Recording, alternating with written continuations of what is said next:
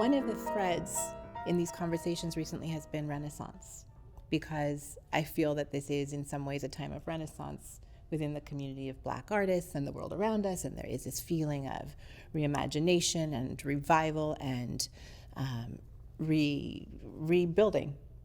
And I feel right now like I'm in the middle of that energy chain because, we're in this space at the Arts Bank that is dedicated to the preservation of history and the rebuilding of things with it. And you were inspired by this space to create something new. It's really a beautiful confluence. So let's start and talk about the music, about Black Rainbows. You say that the moment you entered this space, your life was transformed and something came out of that. Absolutely. The moment I came through these doors and saw this building and saw this space and saw the amount of beauty and care that was in this building, and then to come up here to the library and see the volume of books, to see 26,000 books on Black subjects, things that I have been interested in my whole life, questions that I've asked and perhaps had got answers like, oh, that was oral history, so it wasn't written down, or that wasn't well documented, or I might have an interest in something and someone might say, yeah, there's a lot of rumors about that, but there isn't hard fact, there isn't evidence. And then to be in here and open these pages and find documentation, find photographs, find rigorous academic work, that was the thing that transformed me, knowing that there was all this to dive into, and allowing it to come into the music that I made. I'm hearing you talk about stories and legacies and lineages, and I think that as Black artists, so much of that is, as you say, vague or covered or rumored, and to touch it is so important. You don't know this, but my soul connection to this city is via the work of Black classical composers who were working here about 100 years ago, Florence Price, Margaret Bonds, and many others. What you also might not know is that in the case of Florence Price, with whom I'm deeply connected, her music was lost. Like, her body of work was lost. It was, she had left it in her summer home about an hour south of here. And when she died, these manuscripts were left in the attic, open to the elements. They weren't found until 2009. So that haunts me, because for every miracle story like that, there are so many others of work that is lost forever. And I can't do my work because those collections, that material doesn't exist. Right. So, I'm in this space where you're preserving things, but there's much more than preservation. Sure. I think the point you're making is exactly why the Arts Bank exists. That there's a way in which sometimes we discredit the importance of our professional lives, of our personal lives, of our family photos, and so often we discredit those things because there hasn't been a house built for it. And I think that in other places where there's great preservation legacies, great archival legacies, there are methods where a person passes and their stuff is donated to a university. They pass and it's donated to their ethnic group's museum, and there's less of that in the African American community, in the African diaspora community. And I think in part because when we've had great houses in the past, those houses were burned down. When we were intellectual pillars and economic pillars, those things were subjugated by white power, let's say white subjugative power. And I feel like, what I wanted to do was demonstrate that there is the ability to create our own archival circumstances, and not just party, but record the party, post-date the party, and then be able to return to the history of that party. And so it requires a little bit more of a house in order to do that, but I think we're pretty committed, to having the party and then documenting the party and having it for the future to know that a party happened. Which brings me perfectly to what I wanted to say about New York Transit Queen. So this is a song that was inspired by a photo in Ebony magazine that you found in the archives here. That's right. Audrey Smaltz, 1954, right? And she's 17 years old, and she's just won New York Transit Queen. And she's wearing a bathing suit, and she's hanging off the back of a fire truck, and she's wearing fire boots, and she is so sexy and fine. And it's like this pin-up pose. It's so much of her moment. So I'm going to let you tell the story of how you reconnected with her and how she's, her story has sort of resurfaced in this song. But what I love is that in the music video you make of this song, you are showing an entirely different version of being 17 that is very much of now, this generation. And that to me spoke so much of how we can have an archival thing and let it translate through us into something that pushes, the story and the party forward. Yeah, we found all these amazing kids, all these black punks in Washington Square Park, who was skateboarding. And I really wanted to bring that feel into the video.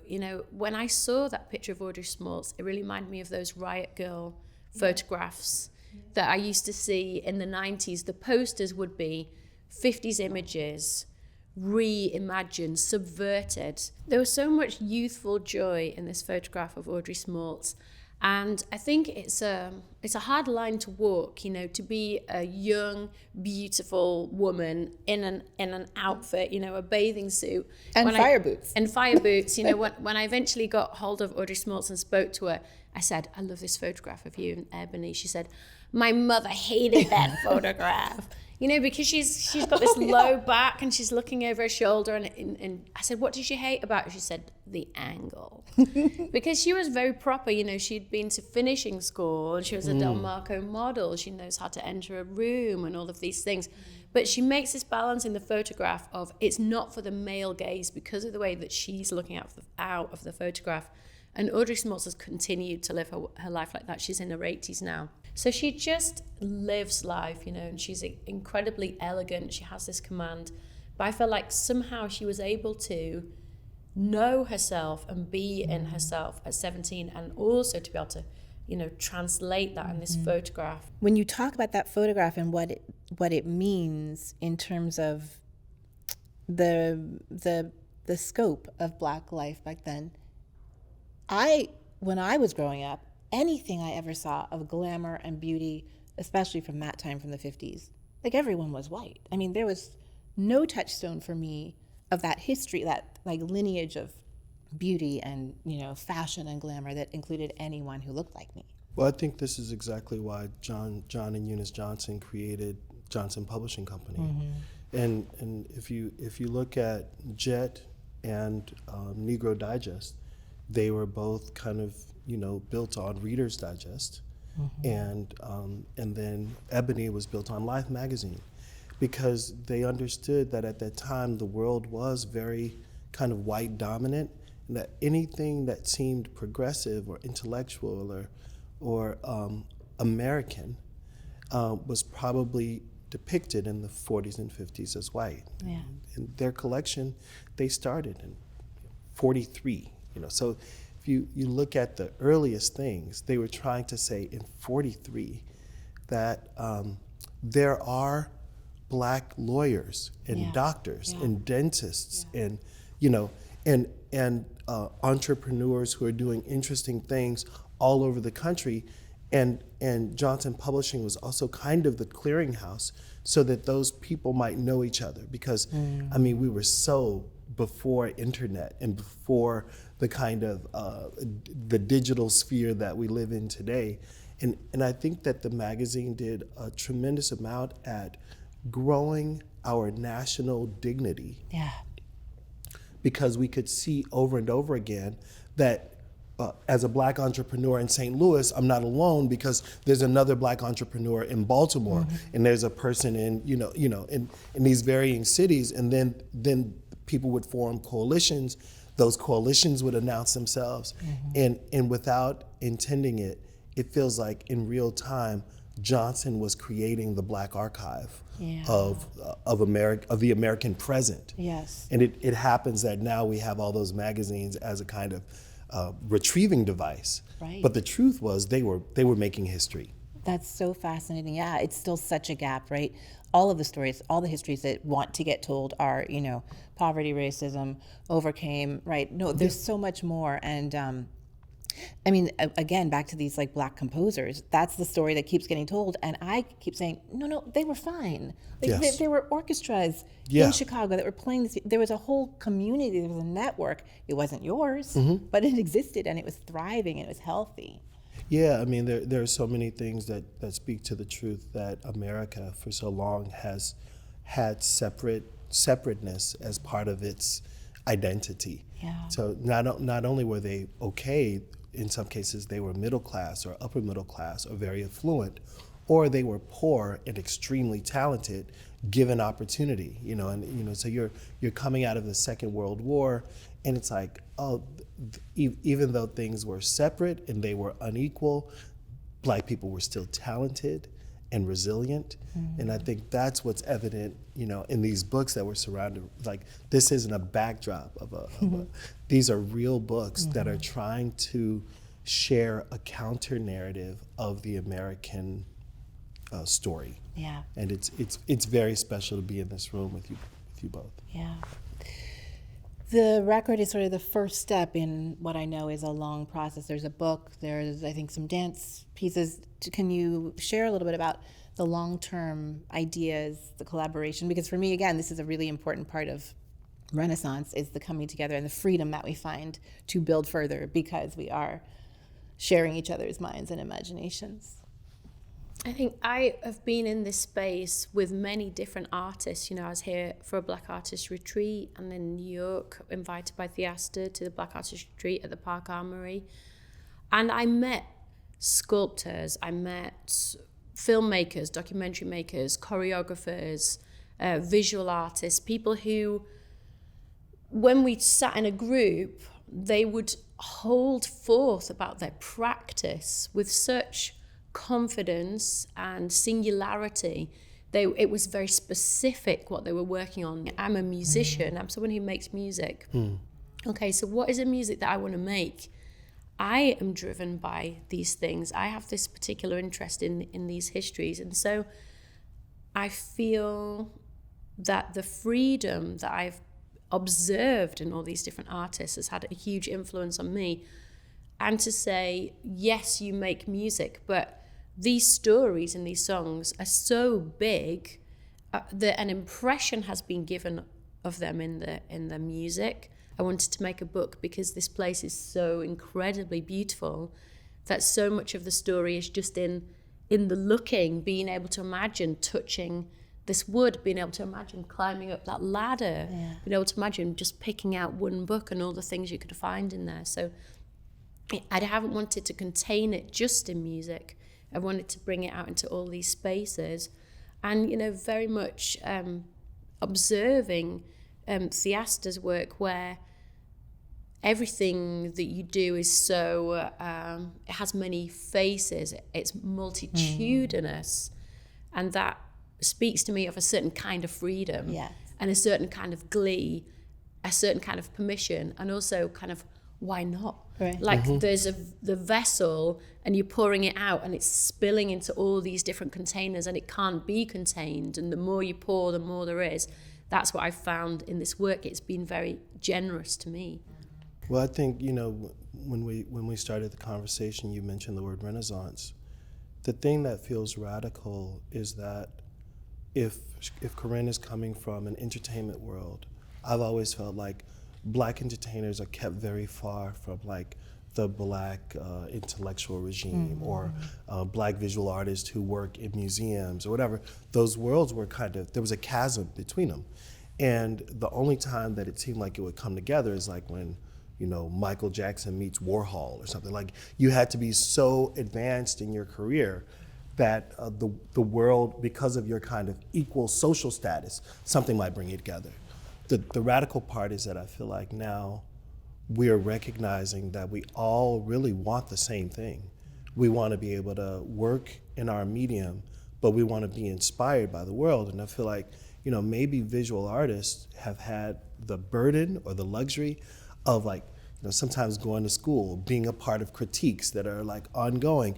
People are always looking at your work and telling you, this seems like it's working this seems like it's duplicative of something else that happened in the past. You should work a little harder on this. This feels like, and I think that what Corinne and I have been able to give each other is like that kind of cross-discipline, and it feels radical. Yeah. It feels wonderful. Yeah.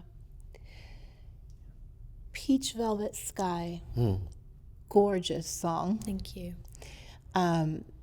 It tells the story of Harriet Jacobs, who eventually fled north from North Carolina and did heroic work in helping to emancipate enslaved people. But your song doesn't tell that story.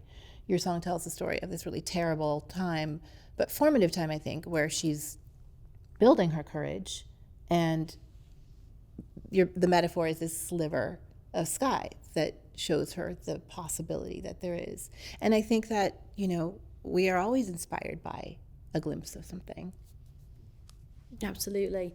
I was so inspired by the story of Harriet Jacobs, which I read when I was a child. My dad is from the Caribbean. He's from St. Kitts.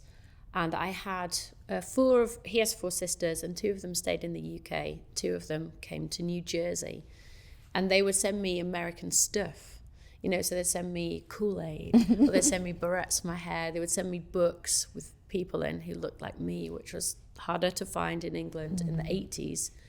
But they also, my Aunt Joyce, she sent me when I was 13 this book, and it was early American classics. And I remember that it was Incidents in the Life of a Slave Girl by Harriet Jacobs. And that was the first thing I read because it was by a woman. And I was pulled into this story and the particular details of the story. She's born in 1813, and she learns of her status as a slave, which you think every child must have had that awakening at some point, but I've never read it documented that particular way, where you're under the authority of your parents, but you see your parents answer to a wider authority. So to this woman, and she is growing up, and she has this free grandmother who protects her to a certain extent, but she has this master who has this obsessional relationship with her. He believes himself to be in love with her. He wants her to live in this cabin in the woods where he will be able to visit, and she's resistant of this idea. So as she knows if she goes north that he will find her, and they'll spare no expense in finding her. So she decides to make it seem as though she's gone north. And she writes letters, and she has them sent from the north, but she's actually hiding out in the crawl space above the storehouse of her free grandmother, and she stays there for 7 years. But she is able to bore this hole in the side of the building so that she can look out, and she can look out and see the sky. She can see the sunset. She can also use the light to sew by. She sews clothes for her children and has them sent. And she can watch her kids. And she can watch her children growing up. And it's always been a sliver of something, right? It's always been, this is what I think about when I listen to spirituals. It's a sliver of hope. It's one person who got away. There's one other black dentist in Cleveland. It's a sliver of sky, and that's enough. That's always been enough. So the idea that there is more than a sliver here. Yeah. For you, was it a sliver of something that inspired you to build this place? What was the first light? This reminds me of like old Bible stories, and just kind of thinking about a mustard seed and the way that this project started out as a very modest intervention, where I was a young potter. I wasn't sure if I would have a successful career as an artist. So I bought this house and imagined it as my studio, but also a place where a public could gather. After buying the house, I thought, okay, this is really cool. The market burst in 2008. And all the houses on my block were in a kind of liminal state. Slumlords didn't pay their mortgages. The banks owned all these buildings. So I acquired another house, and then another. And then we acquired the bank building, which was also about to be demolished. And because I've had such a deep interest in land and in land art, and thinking about Do I have to be like Goldsworthy or Robert Smithson and do something on an island in Maine or in Nevada in the middle of the desert? And it's like, well, what if I imagined that land art was something that dealt with an urban space and that people could resist the sculpture and people could have a direct encounter with it every day, and that they would change what these objects are.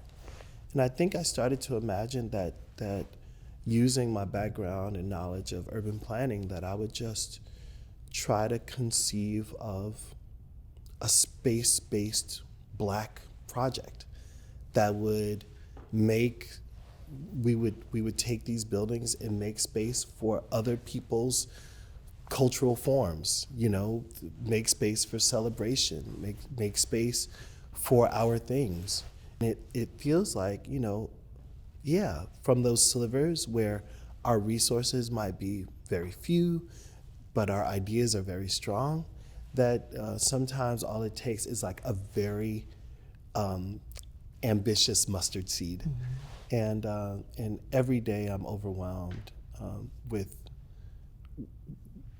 the power that's generated when people do things together, and when you have a very clear vision and others believe in your vision and share it with you.